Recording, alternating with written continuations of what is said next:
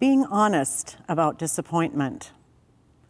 Today might be the kind of day when you are feeling it most, the loneliness that comes with suffering. That's because it is yours alone. No one else can see with your eyes or feel what you feel. I remember a moment when I was about to be wheeled into surgery, and for some reason, I could suddenly remember every line of a poem by Ella Wheeler Wilcox I had memorized in the 5th grade. The poem loudly declares that in times of pleasure and plenty, we are surrounded by others. But when we must go through suffering, we must all file on through the narrow aisles of pain. I said the words very loudly and very formally as poetry demands, and a nurse paused to look at me with great concern. But isn't that the right thought?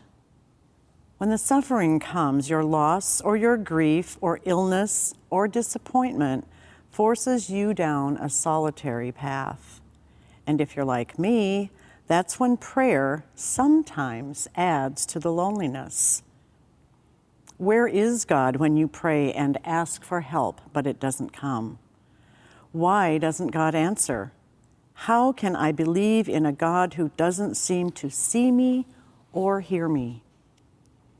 Illness, grief, or any kind of suffering in this world feels like it doesn't belong in a world made by a good God.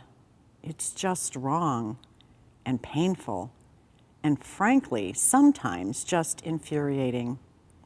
I find myself praying, God, the world really seems like a terrible character reference for you. I know people say you are good, but I don't see much evidence today. Acute suffering cries out for an answer. We need the pain to stop right now. Our urgent call longs to be met by a strong, wise, and loving answer. We want healing and answers and strength to go on. But so often we hear nothing at all. Instead of rushing to defend God or dissect the great mystery of the problem of evil, I have found it to be wonderfully freeing to begin with the truth. As my best friend likes to remind me on awful days, you feel hurt because it's painful, you feel sad because it's tragic, you feel angry because it's unfair. You are okay to feel what you feel. We need freedom to acknowledge the brutality of life without minimizing or pretending or justifying. We need not rush to defend God or delude ourselves. It is terrible, and it is happening. When I asked Father James Martin, author and Jesuit priest, about how I might pray in awful seasons after pain and disappointment, he suggested that I might be on the right track already. Prayer, he said, begins with acts of unbridled honesty. God, this isn't enough. God, I can barely make it through the hour. I would prefer a world run by formulas. I am good, and therefore I will thrive. I am loving, so no one can leave me. I'm hardworking, so I can never be slowed and stopped by a sickness and death and disability and despair. The life I want is predictable, controllable, and fundamentally fair. But instead, I see that reality is infused by war and violence, illness and hurricanes. And if you're wondering, yes, people love to hear this perspective at parties. Just kidding. But all the good things that can come from prayer, trust, acceptance, connection, occasional miracles, are there waiting for us. But first comes radical honesty. The more genuine our prayers, the more freedom there is to acknowledge the reality of all a life with God can be. In the meantime, tell God all of it, fiercely, even the unanswered prayers. Don't leave out a single one.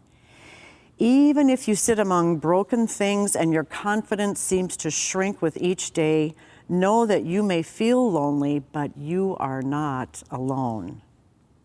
You are united in love with all of suffering humanity and with our God, who came to suffer and die. A God of sorrows and acquainted with grief, but one who also came that we might have life.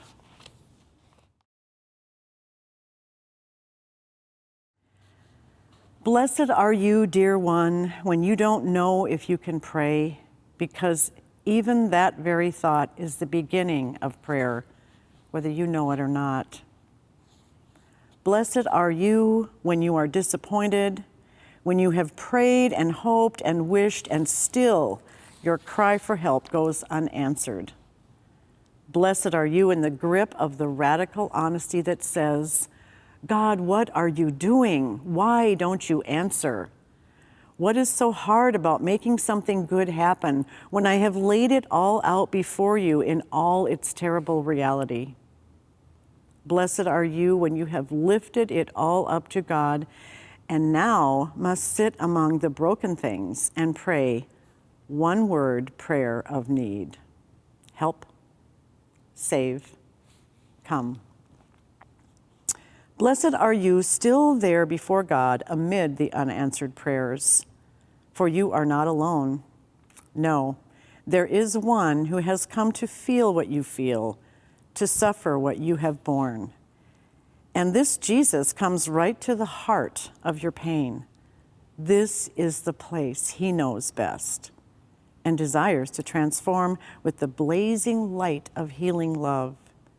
That's the only thing that makes the difference, that you can drag you and me from the place of unrest. Blessed are you, sweet child, daring to ask, God, help me trust you, even if you never tell me why. Then settling yourself into the reality that God's hands are the safest place to be, and you pray again, into your hands, O Lord, I commend my spirit. Hide me in the shadow of your wings.